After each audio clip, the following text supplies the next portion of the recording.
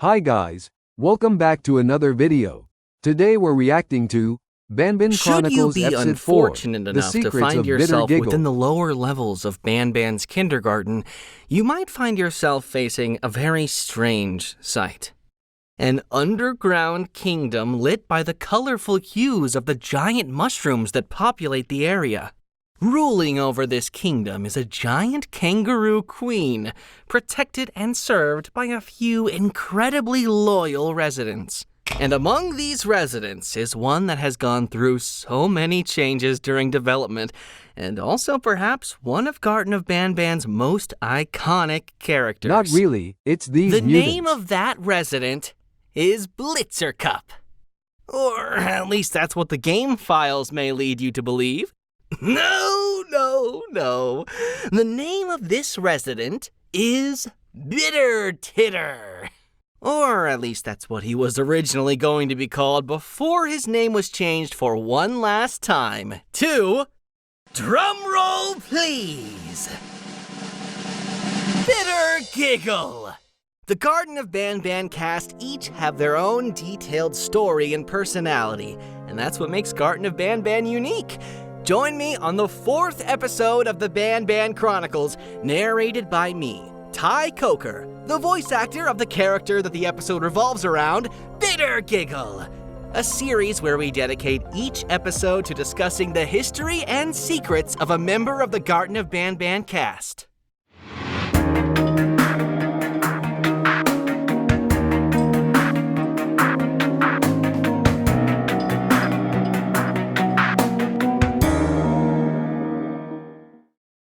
The ending of Garden of Banban 3 warns the player of a mysterious threat referred to as the Jester. And while not seen physically in the game, a collectible journal named the Smudged Poster depicts a strange figure never seen before in any of the games. Which, at the time, many correctly theorized is this Jester that we are cautiously told not to let find us. This was the introduction to what would later become a major character in the franchise. This figure is tall and humanoid, but most strikingly, he was vertically split into two colors, purple and green. Which begs the question, is this always how Bitter Giggle was intended to look like? The answer is no! And there's a big story behind the process that led to the creation of Bitter Giggle. During the development of Garden of Banban 3, the Euphoric brothers felt that it would be a cool idea to add a character with two heads, with each head having a personality of its own. Quickly, they went to the drawing board, where many concepts would be created and discarded until the best one remained. This was done using the process of elimination. In the end, there remained 3 final potential concepts, which were a 4-legged creature with a cat head and a dog head, a 4-legged creature with a turtle head and a chameleon head, sound familiar, and a creature that didn't have 2 heads per se, but his body split into 2 different contrasting sides. The 4-legged creature with a cat head and a dog head was the next to be eliminated, permanently banished to the dark realm of scrapped Banban concepts. Wait, is that where Zolphius lives? This left one hard final decision to be made. Who gets the Banban hammer next? Hey, forget Banban. The turtle and the chameleon, or the 2-sided freak that looks very much like a jester? If you've played the Garden of Banban games, you probably already know what the conclusion was. The final decision was to add both. One as a boss fight in Garden of Banban 3, and one as a major aspect to the kingdom that the player would visit in Garden of Banban 4, where they would officially be a jester. And just like that, the first 2 members of the Mutants family were created, forever bonded by the fact that originally only one of them was supposed to make the cut. We don't talk about Zolphius. But even though the 2-sided jester as a concept was established, it still needed a remarkable color scheme, and it wasn't originally the green and purple we know Bitter Giggle for today. Bitter Giggle was originally going to be yellow on the smoother half that's now green, and light blue on the scruffy half that's now purple.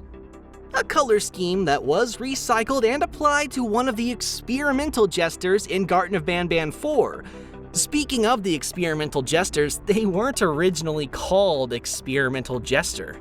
They were originally called the hybrids, as can be seen on the file names of their voice lines.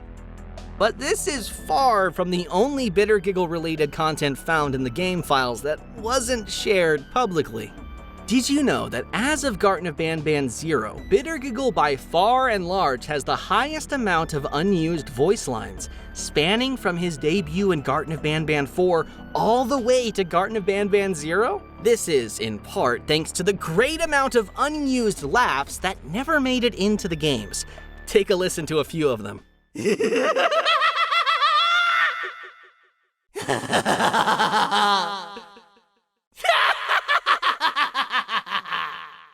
I remember back recording for Garten of Banban 4, I was workshopping the laugh, not 100% sure what the brothers wanted, so I gave them a huge variety of tones to pick from. Surprisingly, they ended up going with the higher pitched laughs that are closer to how I laugh naturally, so that's fun.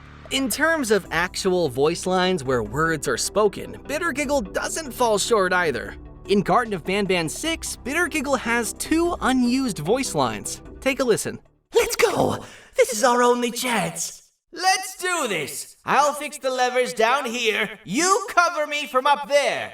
In Garten of Banban 7, during the rooftop chase sequence with the nodified Bitter Giggle, he was originally meant to intermittently scream random jokes that make absolutely no sense.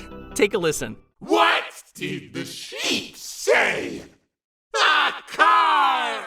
What do you call a leaf that sneezes? This had to be scrapped because it would have been difficult to listen to Bitter Giggle as you were running away from him, so instead it was replaced entirely with crazed laughs. 2 of these crazed laughs also ended up being unused. Take a listen.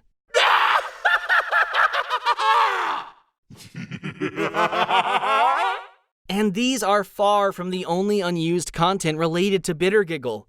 As with most other characters, Bitter Giggle 2 remains part of many unused scripts and sequences, once again spanning from Garten of Banban 4 all the way to Garten of Banban 0. During the climax of Garten of Banban 4, the player witnesses Bitter Giggle achieve his goal of making Queen Bouncelia laugh, but not before his massive pet Kittysaurus and a mutated Little Beak engage in an intense fight. This all takes place within the Queen's throne room. But what if I told you that this entire sequence was originally going to be very different from what it ended up being? Normally, the player gets trapped by Bitter Giggle, escapes, and returns to the kingdom to find Sheriff Toadster has been knocked out and that Bitter Giggle and Kittysaurus have infiltrated the throne room. And chaos ensues from there.